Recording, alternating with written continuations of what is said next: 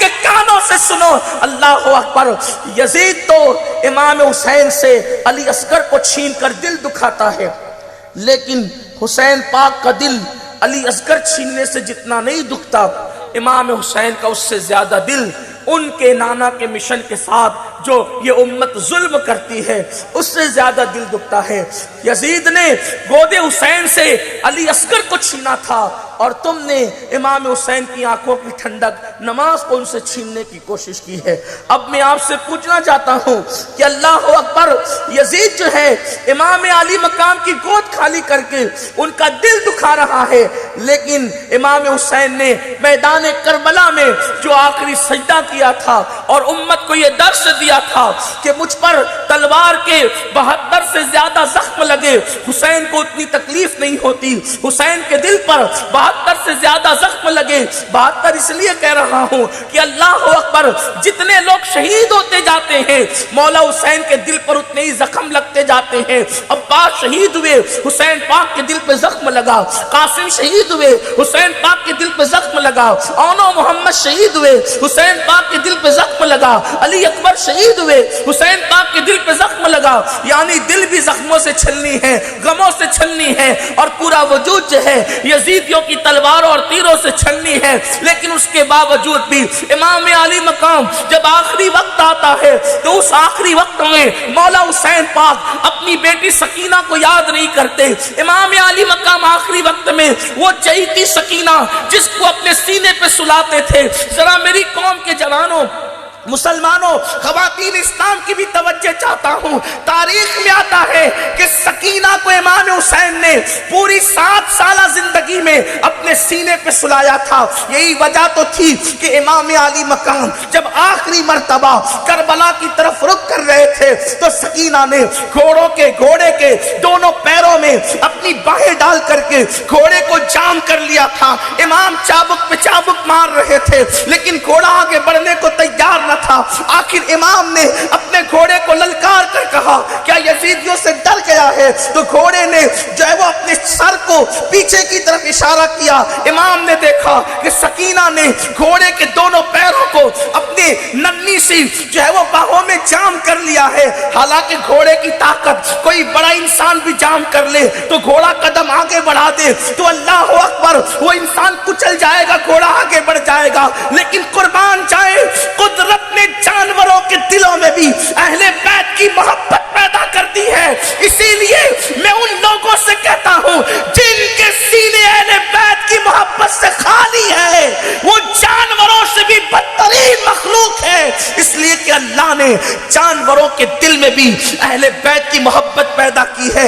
میرا عنوان یہ نہیں ہے لیکن میں آپ کو بیان کرتا ہوں، اللہ اکبر سے اشارہ دے رہا ہوں۔ صاحب روضۃ الشہداء لکھتے ہیں کہ جب میرے آقا نے امام حسن کو ایک شکاری کے لائے ہوئے ہرن کے ایک بچے کو دے دیا، امام حسین روتے ہوئے نانا کے پاس آئے اور کہا کہ نانا جان مجھے بھی چاہیے ہرن کا بچہ، آپ نے حسن کو دیا مجھے بھی چاہیے۔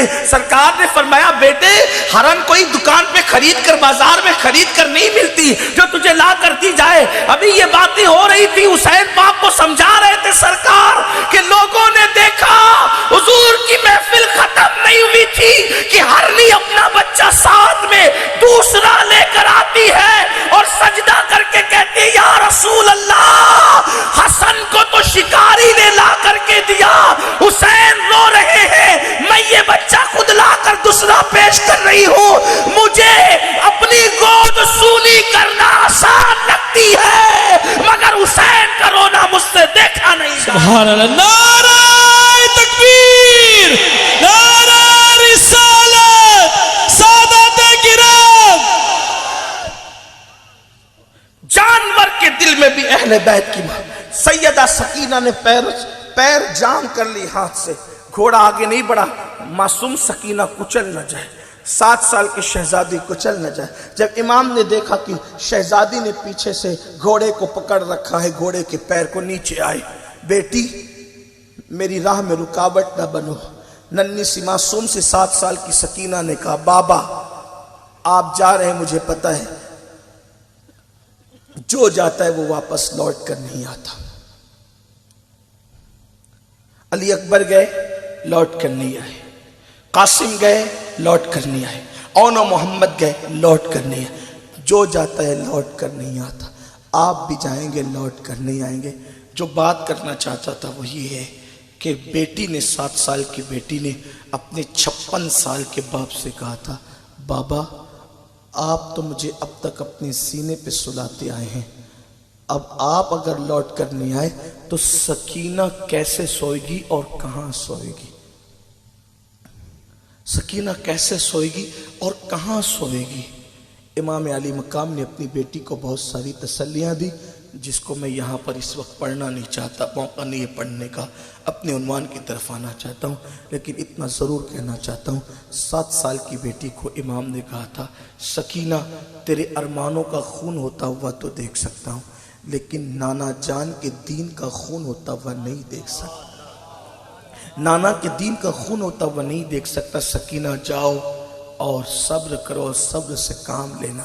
سکینہ نے کہا تھا، بابا آپ کے بعد ہم قیدی بن جائیں گے، کہا گوارا ہے، آپ کے بعد ہمارے چہروں پہ تماچے مارے جائیں گے، کہا گوارا ہے، ہماری بالیاں بھی چھینی جا سکتی، گوارا ہے، دوپٹے بھی چھینے جا سکتے ہیں، گوارا ہے، خیمے کو آگ لگے گی، گوارا ہے، بیٹی سب گوارا ہے، سب لٹ جائے گوارا ہے، نانا کا دین نہیں لٹنے دینا چاہتا۔ آخری وقت ہے، 72 سے زائد زخم دل پر لگے ہیں، چور چور ہے دل اور پورا جسم بھی چور چور ہے، لیکن مولا حسین کو آخری وقت 7 سال کی معصوم بیٹی یاد نہیں آتی، شہیدوں کے پڑے ہوئے لاشیں یاد نہیں آتے، حسین پاک کو کیا یاد آتا ہے؟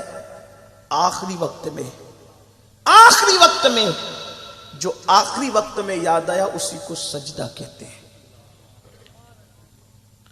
اللہ کے رسول صلی اللہ علیہ وآلہ وسلم ظاہری طور پر جب آخری میں دنیا سے جا رہے تھے تو حضور کی زبان پر 2 چیزیں تھی، ایک نمازوں کی پابندی کرنا اور دوسرا اپنی بیوی کا خیال کرنا، یہ 2 جملے تھے۔ حضور علیہ السلام نے بھی دنیا سے جاتے جاتے نماز کی بات کی تھی، امام حسین نے بھی دنیا سے جاتے جاتے نماز کا درس دیا، اور آج ہماری زندگیوں کے اندر وہی نماز نہیں۔